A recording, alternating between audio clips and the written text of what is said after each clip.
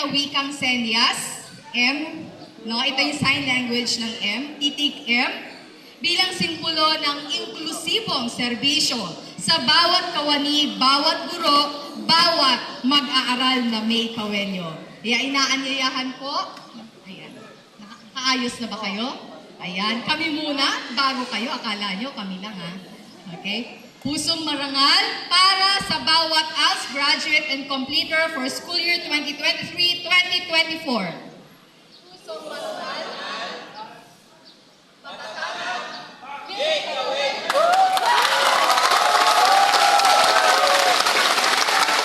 Ngayon naman po, inaanyayahan namin ang lahat po ng ating graduates at completers nangyaring tumayo at sabay-sabay nating isa puso.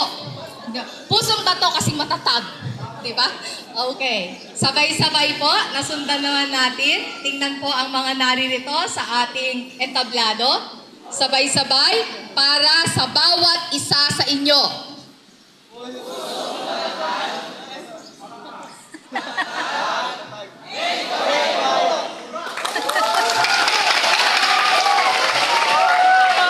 Maraming salamat po.